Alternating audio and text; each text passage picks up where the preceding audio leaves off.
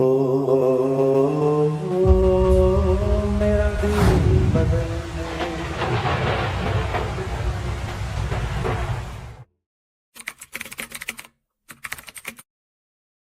ہو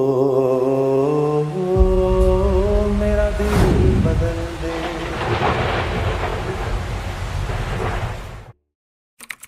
اب یہ فرما رہے ہیں کہ ابھی آدم کے لیے مٹی بھی اکٹھی نہیں ہوئی تھی اور اللہ نے میرے سر پہ نبوت کا تاج رکھ لیا تھا۔ اچھا، کب بنایا بھی تو اللہ جانے اور اللہ کا رسول جانے۔ اس وقت تو ٹائم بھی نہیں تھا کہ ہم کہتے کہ اتنے سال اور اتنے مہینے۔ ٹائم سے پہلے اللہ نے اپنے محبوب کو وجود بخشا۔ ایک حدیث سے اس پہلی بات کی اور وضاحت ہوتی۔ آپ نے فرمایا اللہ تعالیٰ نے دنیا بنانے سے 1000 سال پہلے سورۃ یاسین کی تلاوت فرمائی۔ دنیا بنانے سے 1000 سال پہلے سورہ یاسین پڑھی۔ دنیا کو بنے ہوئے کتنے سال ہوئے ہیں؟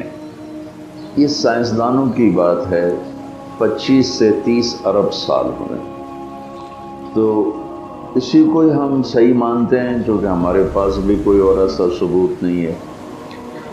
تو 25 سے 30 ارب سال سے یہ کائنات بنی۔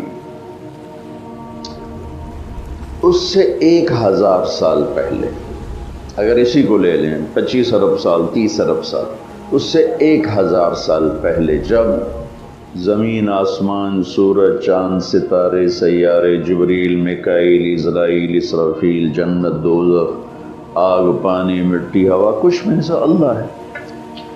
هو الاول والآخر والظاہر والباطن وهو بكل شيء علیم۔ تو اب سورہ یاسین شروع کیسے ہوتی ہے؟ سورہ یاسین کو قرآن کا دل کہا جاتا ہے، اور دل نکال دو تو آدمی ختم ہو جاتا ہے۔ سورہ یاسین کو قرآن کا دل کیوں کہا جاتا ہے؟ صرف پہلی 3 سطروں کی وجہ سے، پہلی 3 سطروں کی وجہ، کیونکہ یہ پہلی 3 سطروں کا جو مضمون ہے پورے قرآن میں اور کہیں بھی نہیں ہے، صرف یہی ہے۔ اگلی ساری سورہ یاسین اور باقی قرآن ایک جیسا ہی ہے، وہی احکام ہیں، وہی حلال حرام۔ ایک حدیث اور سناتا ہوں، پھر یہ میری بات اور واضح ہو جائے گی۔ میرے نبی نے فرمایا، میرے اللہ نے میرے 10 نام رکھے ہیں۔ جس سے پیار ہوتا ہے نا، اس کو آدمی کئی ناموں سے پکارتا ہے۔ جیسے ماں چھوٹے بچے کو کبھی لال کہتی ہے، کبھی پھول کہتی ہے، کبھی مکھن کہتی ہے، کبھی پیڑا کہتی ہے۔ تو وہ محبت زیادہ ہوتی ہے تو صرف اسلم کہنے سے وہ محبت پوری نہیں ہوتی، تو پھر اس کو کئی نام دیتی ہے، مختلف نام دیتی۔ تو میرے نبی نے کہا میرے اللہ نے میرے 10 نام رکھے ہیں۔ میں محمد، احمد، ماحی، حاشر، عاقب، فاتح، خاتم، ابو القاسم، طہ، یاسین۔ یاسین میری بات ذہن میں رہے گی، یاسین میرے نبی کا نام ہے، طہ میرے نبی کا نام ہے، یاسین۔ اس کے علاوہ مزمل، مدثر، شاہد، مبشر، نذیر، داعی اللہ، سراج منیر، عزیز، حریص، رؤوف، رحیم، رحمت للعالمین، بشیر و نذیر، یہ سب قرآن پاک میں نام ہیں جو میرے نبی کو اللہ تعالیٰ نے عطا فرمائے۔ اس میں ایک نام ہے یاسین۔ اب زمین آسمان بنے نہیں، اس سے 1000 سال پہلے میرا اللہ یوں کہہ رہا ہے یاسین، میرا نبی کا نام ہے نا، یاسین والقرآن الحکیم انک لمن المرسلین۔ یاسین، مجھے قرآن حکیم کی قسم، آپ میرے رسول ہیں۔ کوئی سامنے کھڑا ہوا ہے، موجود ہے۔ اگر کوئی سامنے نہ ہو اور صرف خبر دی جائے کہ ایک میرے رسول آنے والے ہیں، پھر قرآن ہوتا یاسین والقرآن الحکیم انہ لمن المرسلین۔ وہ ایک آئے گا، وہ میرا رسول ہے، وہ آ چکا ہے، وہ سامنے ہے، اور اللہ ان کو دیکھ کے کہہ رہے ہیں انکا لمن المرسلین، آپ میرے عالی شان رسول ہیں، علی صراط مستقیم، اور آپ سیدھے راستے پر ہیں۔ یہ 3 جملے ہیں جو قرآن کا دل بنا رہے ہیں سورہ یاسین کو، کیونکہ رسالت نکال دو تو پیچھے تو کفر ہی کفر ہے۔ تو اس ہستی کو وجود بخشا جسے سب سے زیادہ پیار کیا۔ جب آدم علیہ السلام اور اماں جان کا نکاح ہوا جنت میں حوا علیہ السلام، تو اللہ تعالیٰ نے فرمایا کہ آدم اپنی بیگم کو مہر ادا کرو۔ ہمیں مہر اس وقت سے چلا، تو انہوں نے پوچھا کیا مہر ادا کروں؟ تو اللہ تعالیٰ نے فرمایا کہ تیری نسل میں میرا آخری نبی آنے والا ہے، اس پہ ایک دفعہ درود شریف پڑھ دو، یہی اس کا مہر، یہ تیری بیگم کا مہر ہے کہ میرے محبوب پہ ایک دفعہ درود پڑھ دے، بس یہ مہر ہے۔ تو آدم علیہ السلام بھی سوچ میں پڑ گئے کہ یہ کون ہے جو میری نسل میں ہے اور مجھے اس پہ درود پڑھنے کا حکم دیا جا رہا ہے۔ یہ ہمارے اوپر اللہ کا احسان ہوا کہ اس نے ہمیں ایک عالی شان نبی کا امتی بنایا۔ سب کی نبوت آئی اور چلی گئی، آئی اور چلی گئی، آئی اور چلی گئی۔ یہ جو ڈی پی او ہے، ڈی سی او ہے، آتا ہے، اس کی نیم پلیٹ لگتی ہے، جب وہ اس کا ٹرانسفر ہوتا ہے تو نئی پلیٹ لگ جاتی ہے۔ آپ معراج پہ تھے، اللہ سے بات کر رہے تھے کہ یا اللہ، آپ نے ابراہیم علیہ السلام کو خلیل بنایا، موسیٰ علیہ السلام کو کلیم بنایا، داؤد علیہ السلام کو لوہا نرم کر کے دیا، سلیمان علیہ السلام کو ہوا تابع کر کے دی، عیسیٰ علیہ السلام کو مردے زندہ کرنے کا معجزہ دیا۔ میرے لیے کیا ہے؟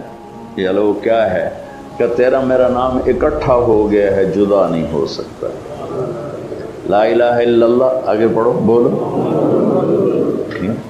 لا الہ الا اللہ کے ساتھ آدم رسول اللہ بھی لگا، لا الہ الا اللہ کے ساتھ نوح رسول اللہ بھی لگا، ابراہیم بھی لگا، اور اسماعیل بھی، اور اسحاق بھی، یعقوب بھی، یوسف بھی، موسیٰ بھی، ہارون بھی، یوشع بھی، یونس بھی، یحییٰ بھی، زکریا بھی، داود بھی، سلیمان بھی، سارے نام پر جیسے ٹرانسفر ہو گیا، چلو جی پلیٹ بدلو، نیا آ گیا، ٹرانسفر ہو گیا، چلو بھائی پلیٹ بدلو، نیا آ گیا۔ اللہ کا کوئی نقطے والا حرف نہیں۔ اپنے حبیب کے لیے 2 نام قرآن میں آئے، محمد و احمد، کوئی نقطہ نہیں۔ دوسری مناسبت، اللہ کے نام میں 4 حرف ہیں، الف لام لام ہا، 4۔ محمد میں اللہ نے 4 حرف رکھے، میم ہا میم دال۔ احمد میں اللہ نے 4 حرف رکھے، الف ہا میم دال۔ تو اللہ نقطہ کوئی نہیں، محمد احمد نقطہ کوئی نہیں، اللہ 4 حرف ہیں، محمد اور احمد 4 حرف ہیں، یہ 12 ہو گئے۔ جب اللہ نے کلمہ جوڑا لا الہ الا اللہ محمد رسول اللہ، تو لا الہ الا اللہ میں بھی 12 حرف ہیں اور محمد رسول اللہ میں بھی 12 حرف ہیں، زتول کے ہمیں دی۔ تو اللہ تعالیٰ نے فرمایا کہ میرے محبوب، آپ کو میں نے وہ دیا ہے جو کسی کو بھی نہیں دیا، کہ قیامت تک آپ کا نام میرے نام کے ساتھ جڑ گیا ہے، اور اب مجھ تک آنے کا کوئی راستہ نہیں سوائے آپ کی غلامی کے۔ جو اللہ تعالیٰ ہمارے شاعر کی بخشش کرے کہ محمد سے وفاتوں نے تو ہم تیرے ہیں، یہ جہاں چیز ہے کہ لوح و قلم تیرے ہیں۔ کیا خوبصورت سارے اسلام کو ایک شعر میں بیان کر دیا۔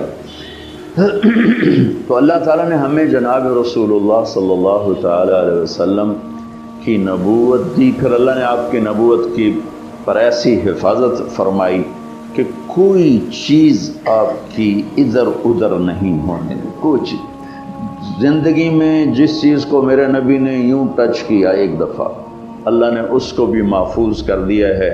1439 سال ہو چکے ہیں، آپ کی زندگی کی کوئی چیز غائب نہیں ہے، محفوظ ہے، قرآن کی طرح، لوح محفوظ کی طرح میرے رب کا اپنے محبوب کی زندگی پر پہرا ہے. کیوں؟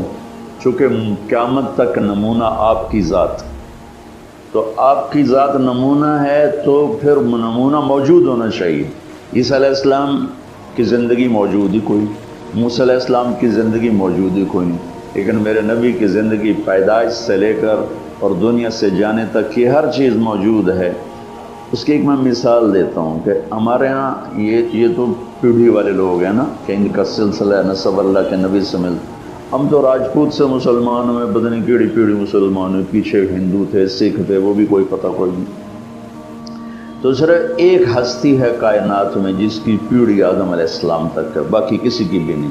وہ ہے میرے آپ کے نبی محمد بن عبداللہ بن عبد المطلب بن ہاشم بن عبد مناف بن قصی بن کلاب بن مرہ بن کعب بن لوی بن غالب بن فہر بن مالک بن نضر بن کنانہ بن خزیمہ بن مدرکہ بن الیاس بن مدر بن نزار بن معد بن عدنان بن اود بن حمیسہ بن سلامان بن عوس بن بوز بن قموال بن ابی بن عوام بن ناشد بن حزاب بن بلداس بن یدلاف بن طابق بن جاہم بن ناحش بن ماخی بن عیفی بن عبقر بن عبید بن الدعاء بن حمدان بن سمبر بن یثربی بن یحزن بن یلحن بن ارعوا بن عیدی بن زیشان بن عیسر بن اقناد بن ایہام بن مقصر بن ناحذ بن زارب بن سمی بن مزی بن عوض بن عرام بن قیدار بن اسماعیل بن ابراہیم بن عاذر بن ناحور بن سرود بن رعو بن فائش بن عابر بن ارفخشاد بن سام بن نوح بن لامک بن متوشالہ بن ادریس بن یرد بن ملہل ایل بن قینان بن آنوش بن شیس و بن آدم علیہ السلام. یہ میرے نبی کی میں نے گھوٹکی میں بیان کیا پرانی بات، میں نے پیڑھی سنائی. اگلے دن کوئی 8 بجے 2 دوست آ گئے، بڑے بھاگے کہ جی وہ کچے سے ڈاکوؤں کا سردار آپ کو ملنے آیا. میں نے کہا میرے پاس تو پیسے کوئی نہیں، مجھ سے کیا لیں. کہا جی آپ کو ملنا چاہتا. میں نے کہا بلا لو. تو وہ آ گیا، چھوٹا سا قد، تو آ کے وہ ملا بڑی عقیدت سے. تو سندھی سرائکی سے ملتی جلتی اور ہماری سرائکی ہے زبان، تو تھوڑی تھوڑی مجھے سمجھ میں آئی اس کی. وہ اردو جانتا نہیں تھا، اپنی سندھی میں بول رہا تھا اور کافی سارا میں سمجھ رہا تھا سرائکی کی وجہ سے. تو وہ کہنے لگا سائیں تو سانجو نبی دا پیڑھی سنایو، رات تو سانجو نبی دا پیڑھی سنایو، اور ساتھ ہی اس نے زارو قطار رونا شروع کر دیا. مجھے رونا آیا کہ ایک ڈاکو کے دل میں بھی نبی کی کیا عشق کروں ہم. انہوں نے رونا شروع کر دیا. تو سنجو نبی دا پیڑھی سنائی، اور مجھے بعد میں پتہ چلا کہ پھر اس نے توبہ کر دی، پر ایسی توبہ کی کہ پیچھے پلٹ کے نہیں دیکھا. پھر اس کے ساتھیوں نے اس کو قتل کر دیا. اس نے موت قبول کی، پھر اس نے دوبارہ صرف نبی کی پیڑھی سن کے انہوں نے کہا سائیں میری توبہ. تو میرے بھائیو، اللہ نے ہمیں ایک عظیم الشان ہستی سے نوازا ہے. ایک واقعہ سناتا ہوں. آپ کی مجلس لگی ہوئی تھی، ایک بدو یعنی دیہات اونٹ پہ جا رہا تھا. گوہ کو کیا کہتے ہیں سندھی میں؟ گوہی کہتے ہیں. ہاں گوہی. عرب جاہلیت میں گو کھاتے تھے. تو اس نے ایک ماری ہوئی تھی اور اس کو لے جا رہا تھا. وہ کہنے لگا یہ کون ہے؟ تو لوگوں نے کہا یہ وہ ہیں جو کہتے ہیں میں نبی ہوں. تو اس نے اپنے اونٹ کو موڑا، گوہ کو رسی سے کھولا، لگا یہ تجھے کہہ دے نا تو اللہ کا نبی ہے تو تجھے مان جاؤں. اور بڑا ایسے نا اکڑ کے کھڑا ہو گیا کہ مر جائے تو انسان نہیں بولتا تو جانور کہاں سے بولے گا، جانور تو زندہ نہیں بولتا تو مردہ کہاں سے بولے. تو ایسے کھڑا اور وہ ایسے سر زمین پہ مردہ پڑی ہوئی ہے، تو آپ نے ایک نظر اس کو دیکھا، سبحان اللہ، آپ نے کہا یا رب اے گو، تو اس کی آنکھیں ایسے کھل گئی اور اس نے یوں اپنی گردن اٹھا کر کہا، اتنے زور سے بولی کہ پوری مجلس میں آواز پھیل رہی تھی، اس نے کہا لبیک و سعدیک یا زین من وافا یوم القیامہ، اس نے کہا میں حاضر، لبیک میں حاضر، سعدیک میں حاضر، میرا بخت جاگ اٹھا، آج مجھے دو جہان کے سردار نے بلایا ہے۔ آپ کو ٹائٹل کیا دیا وہ بتانا چاہتا، یا رسول اللہ نہیں کہا اس نے، سبحان اللہ۔ قرآن بھی بتاتا ہے اور میرے نبی بھی بتاتے ہیں قیامت کا دن بڑا خوفناک ہے، تو اب وہ کیا کہہ رہی، میں حاضر، میری سعادت، اے وہ ہستی جس کی برکت سے قیامت کا خوفناک دن بھی خوبصورت ہو جائے، کہ وہ بڑا اوکھا دن ہے، پر آپ کی تو فعل وہ دن بھی خوبصورت ہو جائے، آپ اس کو خوبصورت بنا دیں گے۔ تو بدو نے ایسے آنکھیں ذرا جھپکا کے دیکھا، بھی ایک ہی ہو رہا ہے۔ آپ نے اسے فرمایا من تعبد، کس کی بندگی کرتی ہو؟ تو اس نے کہا من فی السماء عرشہ وفی الارض سلطانہ وفی البحر سبیلہ وفی الجنت رحمتہ وفی النار عقابہ۔ اس نے کہا یا رسول اللہ، جس کا عرش آسمانوں پر ہے، جس کی حکومت زمینوں پر ہے، جس کے راستے پانیوں میں ہیں، جس کی رحمت جنت میں ہے، جس کا عذاب دوزخ میں ہے، وہ میرا رب ہے، میں اس کی بندگی کرتی ہوں۔ آپ نے فرمایا من انا، میں کون ہوں؟ غلط ہے، میں کون ہوں؟ بدو نے کہا تھا نا یہ کہے گی تو مانوں، من انا، میرے بارے میں کیا کہتی ہو، میں کون ہوں؟ تو اس نے کہا انت رسول رب العالمین، آپ رب العالمین کے رسول ہیں۔ اور قربان جاؤں، اس کو بھی پتہ تھا کہ صرف رسول ماننے سے ایمان پورا نہیں ہوتا، وخاتم النبیین، اور آپ آخری نبی ہیں، آپ کے بعد کوئی نبی نہیں ہے۔ مہر لگائی ختم نبوت کی گوہ نے، وہ بھی مری ہوئی۔ پھر اس نے آگے فتویٰ دیا قد افلح من صدقک وقد خاب من کذبک، یا رسول اللہ جو آپ کی غلامی میں آئے گا بس وہی کامیاب ہے، باقی سارے ناکام ہو جائیں گے۔ اور پھر وہی مردہ گو۔ تو آپ نے فرمایا اب کیا کہتا گو تیرا کلمہ پڑھ گئی، میں کہ میں نے پڑھا، تجھے پڑھا دے کلمہ۔ میں نے آپ کو چھوٹی سی جھلک دکھائی ہے، 7 سمندر کو سیاہی بنا کے اپنے نبی کی تعریف لکھوں تو سمندر ختم ہو جائیں گے، میرے نبی کی تعریف ختم نہیں ہوگی۔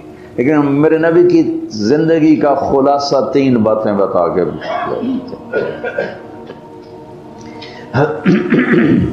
فرائض کے بعد، فرائض تو ایسی چیز ہیں جس میں کوئی گنجائش کوئی نہیں، نماز ہے، روزہ ہے، زکوٰۃ ہے، حج ہے۔ حج اور زکوٰۃ مالداروں کے لیے ہے، روزے میں مریض کو معافی ہے، مسافر کو معافی ہے۔ نماز ایسی چیز ہے جس کو اللہ نے فرمایا اس میں کوئی معافی نہیں۔ 1439 ہجری ہے، 1439 سال میں اگر کسی کو نماز کے لیے گنجائش نظر آتی ہے تاریخ پڑھنے کے بعد، تو وہ کربلا میں میرے نبی کے نواسے اور ان کی اولاد کو نظر آتی کہ تاریخ نے اتنا بڑا ظلم بھی نہیں دیکھا اور اتنا بڑا مظلوم بھی نہیں دیکھا، ظلم بھی انتہا پر اور مظلوم بھی انتہا پر ہے۔ اور نماز کا وقت داخل ہو گیا، سورج ڈھلا، آپ کی نظر پڑی تو آپ نے آپ کے ایک ساتھی ہیں زہیر، آپ نے ان کا سے اشارہ کیا، وہ آئے کہ شمر سے کہو نماز پڑھنے تھی، نماز پڑھنے تھی۔ مجھے اللہ نے دنیا بہت پھرائی ہے اپنے فضل سے، 10-15% سے زیادہ لوگ نماز نہیں پڑھتے۔ فرمایا شمر سے کہو نماز پڑھنے دے۔ تو انہوں نے تھوڑا آگے بڑھ کے شمر سے کہا تھوڑی دیر تلواریں روک لو، ہمیں نماز پڑھنے دے۔ اس کمبخت نے کہا کہ ہماری تلوار رکنے کے لیے نہیں ہے، چلنے کے لیے۔ تو انہوں نے آ کر امام علی مقام کو عرض کیا کہ جی وہ کہتے ہیں کہ ہم نماز کے لیے جنگ بند نہیں کریں گے۔ تو کہتے چلو ٹھیک ہے، انہوں نے بات اگاں چلیے۔ اور اللہ کی قسم اٹھا کے کہتا ہوں، اگر میرے نبی کا یہ قافلہ نماز چھوڑ بھی دیتا تو ان کے لیے کوئی مسئلہ نہیں تھا، کہ جنگ سے پہلے آنکھ لگ گئی۔ اتنا سکون ہے اندر میں کہ موت سامنے اور آنکھ لگ گئی۔ آنکھ کھلی تو ہنسنے لگی۔ تو زینب بہن نے پوچھا یہ ہنسنے کا کون سا موقع ہے؟ فرمانے لگے ابھی آنکھ لگی ہے تو اللہ کے نبی کو دیکھا ہے، کہہ رہے ہیں بیٹا میں لینے کے لیے آ گیا ہوں، استقبال کے لیے میں آ گیا ہوں۔ تو اگر یہ ایک نماز چھوڑ دیتے تو کیا مسئلہ ہے؟ اور ان کو جنت کی سرداری ملی ہوئی ہے، جنت نہیں ملی، جنت کی سرداری ملی ہے۔ میرے نبی نے فرمایا حسن حسین جنت کے نوجوانوں کے سردار ہیں۔ ابھی ماں کا دودھ پیتے تھے اور یہ مل گیا تھا۔ یہ نہیں کہ زہر میں شہید ہوں گے تو سرداری مل جائے گی، اور کربلا میں سر کٹے گا تو سرداری مل جائے گی۔ ایک زہر سے تڑپ گئے، ایک سر کٹوا کے نیزے پہ چڑھ گئے، نہیں، ابھی ماں کا دودھ چل رہا ہے۔ اور آپ نے کہا ایک فرشتہ آیا ہے اور مجھے خبر دے کر گیا ہے کہ میرے یہ دونوں بیٹے جنت کے نوجوانوں کے سردار ہیں۔ حسن پیدا ہوئے، آپ نے علی سے پوچھا کیا نام رکھا ہے؟ کہنے کہ جی حرب، حرب کہتے ہیں لڑائی لڑنے والا۔ آپ نے کہا نہیں، اس کا نام ہے حسن۔ پھر حسین پیدا ہوئے، آپ نے پوچھا علی کیا نام رکھا ہے؟ ان کا جی حرب۔ علی تو میدان کے شاہ سوار تھے، اسی سے انہوں نے نام رکھا حرب۔ کہا نہیں، اس کا نام ہے حسین۔ پھر کیا فرمایا کہ جب سے آدم کی اولاد چلی ہے یہ دو نام اللہ نے کسی کو نہیں دیے، یہ پہلی دفعہ میرے بچوں کے لیے نام آ رہے ہیں، اللہ نے سنبھال کے رکھے تھے میرے بچوں کے لیے۔ اور آپ ان کو کبھی کہتے ہیں میرے جنت کے پھول، میری جنت کی ٹہنیاں، میرے جگر کے ٹکڑے، میری آنکھوں کی ٹھنڈک، اتنے ان کو نام دیتے تھے، وقت نکال کر ان کے ساتھ کھیلتے تھے۔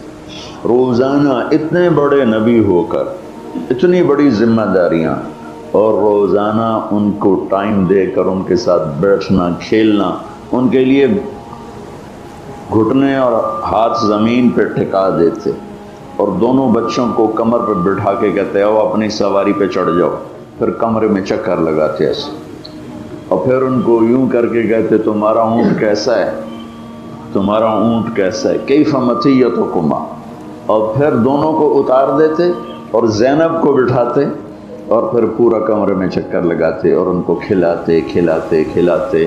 اتنی بڑی یہ ہستیاں ہیں، یہ تو یزید کے ہاتھ میں بیعت بھی کر لیتے تو ان کی جنت میں کوئی نقصان نہیں تھا جان بچانے کے لیے، لیکن یہ وہ گھر نہیں ہے جو جان بچانے کے لیے ایمان کے سودے کرے۔ امت کو پیغام دینا تھا کہ نماز نہیں چھوٹ سکتی، نماز نہیں چھوٹ سکتی، کتنی ہی مصروفیت ہو نماز نہیں چھوٹ سکتی ہے۔ کہنے لگے جی وہ تو نہیں اجازت دے رہے، کہا اچھا ٹھیک ہے، آدھے اس کے ساتھ جنگ کرو، آدھے نماز پڑھو۔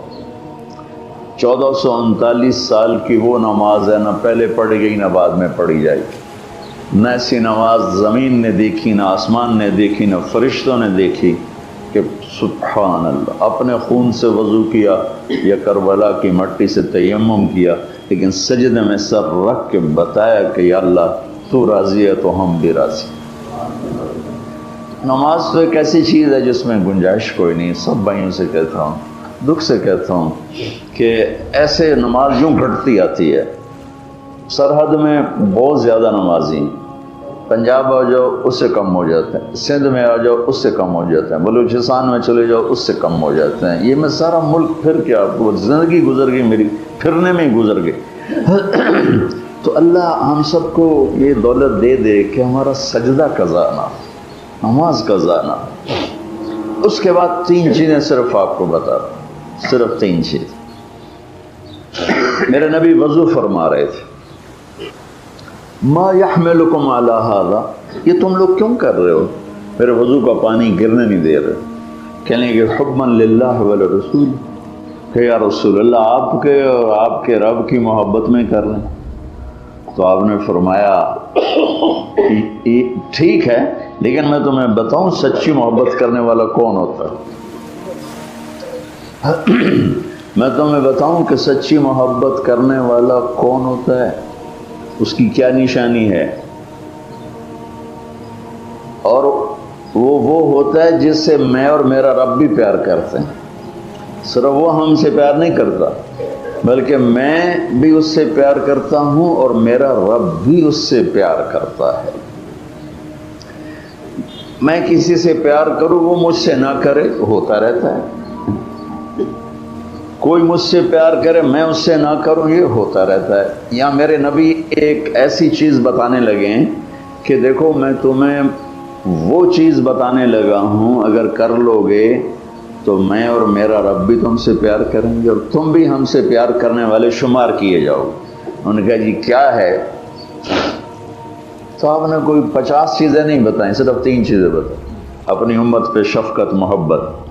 فَلْيَسْتَقِ الْحَدِيثَ إِذَا حَدَّثَ فَلْيُؤَدِّ الْأَمَانَةَ إِذَا تُؤْمِنَ فَلْيُحْسِنْ جِوَارَ مَنْ جَاوَرَهُ۔ سبحان کہ اگر مجھ سے اور میرے رب سے محبت کا دعویٰ ہے تو سچ بولنا پڑے گا، جھوٹ نہیں بولنا۔ سچ بولنا پڑے گا، جھوٹ نہیں بولنا۔ یہ نہیں کہا 100 رکعت تہجد پڑھو گے تو پھر تمہارا عشق مکمل ہوگا۔ عبادت سے نہیں جوڑا، اخلاق سے جوڑا۔ عبادت سے نہیں جوڑا، اخلاق سے جوڑا۔ عبادت کو منیمائز کیا کہ نظام کائنات چلانا ہے، بازار چلانا ہے، حکومت چلانی ہے، ادارے چلانے ہیں، تو اللہ تعالیٰ کو عبادت کے لیے فرشتے بے شمار پڑھنے، اتنا کیا جس پر اس کی روح کو طاقت ملے، فرائض کی حد تک۔ فَلْيَسْتَقِ الْحَدِيثَ إِذَا حَدَّثَ کہ اگر میرے رب سے اور مجھ سے محبت کا دعویٰ ہے تو پہلی نشانی ہے سچ بولنا ہوگا، جھوٹ نہیں بولنا۔ جھوٹ بولنے والے کا دعویٰ خارج، جیسے ہماری عدالتوں میں دعویٰ خارج ہو جاتا ہے دلیل نہ ہو، تو کب دعویٰ خارج، اگر جھوٹ بولتا ہے زندگی میں تو دعویٰ خارج۔ فَلْيُؤَدِّ الْأَمَانَةَ إِذَا تُؤْمِنَ، زندگی بھر کسی کو دھوکہ نہیں دینا ہوگا، فراڈ نہیں کرنا ہوگا، دیانت اور امانت کے ساتھ زندگی کو گزارنا ہوگا۔ ایک حدیث کے ساتھ جوڑ دوں، میرے نبی نے فرمایا مجھے اپنے امتی سے ہر گناہ کی توقع ہے، کہ بشر ہے، انسان ہے، ہو جاتا ہے، تو میں اپنے امتی سے ہر کمی کی توقع رکھتا ہوں، سوائے دو کے، کہ اگر وہ میرا ہے اور مجھ سے کوئی تعلق ہے، ایک جھوٹ کبھی نہیں بولے گا، ایک دھوکہ کبھی نہیں دے گا، ایک جھوٹ کبھی نہیں بولے گا، ایک دھوکہ کبھی نہیں دے گا۔ تو میں دوبارہ اس حدیث پر آتا ہوں۔ ایک سال اور یاد آ گئی، میرے نبی سے پوچھا گیا یا رسول اللہ مسلمان بزدل ہو سکتا ہے؟ ڈرپوک، آپ نے کہا ہاں ہو سکتا ہے۔ بخیل ہو سکتا ہے؟ کنجوسی کہتے ہیں سندھی میں، کنجوس ہو سکتا ہے؟ آپ نے کہا ہاں ہو سکتا ہے۔ یا رسول اللہ جھوٹ بول سکتا ہے؟ کہا نہیں، جھوٹ نہیں بول سکتا۔ بزدل بھی ہو سکتا ہے، ڈرپوک بھی ہو سکتا ہے، کنجوس بھی ہو سکتا ہے، جھوٹ نہیں بولے گا۔ میرا امتی ہو کے جھوٹ نہیں بولے گا، میرا امتی ہو کے دھوکہ نہیں دے گا۔ من غش فلیس منا، جس نے دھوکہ دیا میری امت سے نکل گیا۔ میرے نبی روزانہ ظہر کے بعد بازار کا چکر لگاتے تھے اور ایک ایک دکان منڈی کو خود چیک کرتے تھے کہ شریعت کے مطابق ہے کہ نہیں۔ ہمارے علماء کو تو بازار کا راستہ نہیں آتا اور اس کو بزرگی سمجھتے ہیں کہ ہم بڑے بزرگ ہیں، ہم تو کبھی بازار جاتے ہی نہیں۔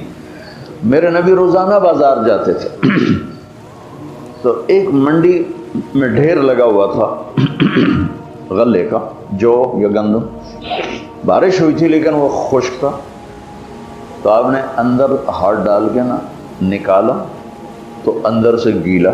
آپ نے کہا یہ کیا کیا؟ کہ یا رسول اللہ بارش آئی تھی تو وہ گیلا ہو گیا تھا تو کوئی لیتا نہیں، تو میں نے گیلا اندر کر دیا اور خشک اوپر کر دیا۔ تو آپ نے کہا گیلا نکال کے باہر رکھ تاکہ گاہک کو پتہ چلے تیرے سودے کے عیب کا، اور خوش کو نیچے کر۔ پھر یہ جملہ فمن غش فلیس منا، جس نے دھوکہ دیا میری امت سے خارج ہو۔ کتنی سخت بات فرمائی، جس نے روزہ نہیں رکھا میری امت سے خارج ہو گیا، یہی نہیں کہا کہ جس نے دھوکہ دیا میری امت سے خارج ہو گیا۔ تو میں دو باتیں آپ کو بتا رہا تھا، اللہ اس کے رسول دونوں کی طرف سے محبت کا دعویٰ مکمل ہو جائے۔ فَلْيَصْدُقِ الْحَدِيثَ إِذَا حَدَّثَ، سچ بولنا ہوگا زندگی بھر۔ فَلْيُؤَدِّ الْأَمَانَةَ إِذَا تُؤْمِنَ، کسی کو دھوکہ نہیں دینا ہوگا۔ فَلْيُحْسِنْ جِوَارَ مَنْ جَاوَرَهُ، لوگوں سے اچھا سلوک کرنا ہوگا، خاص طور پر پڑوسی کے ساتھ اچھا سلوک کرنا ہوگا، چاہے وہ مسلم ہے، غیر مسلم ہے، اپنا ہے، پرایا ہے، اچھا ہے، برا ہے، حسن سلوک کرنا ہوگا۔ تو اس حسن سلوک اور سچائی اور دیانتداری، ان تین چیزوں کے ساتھ آپ سیاست کرو، آپ تبلیغ کرو، آپ تجارت کرو، آپ حکومت کرو، آپ مزدوری کرو، آپ اللہ اس کے رسول کے محبوب ہیں، اور اللہ اس کا رسول بھی آپ سے پیار کریں۔ سچائی، دیانت اور سلوک، یعنی انصاف، کسی پر زیادتی نہ ہو، کسی پر زیادتی نہ ہو۔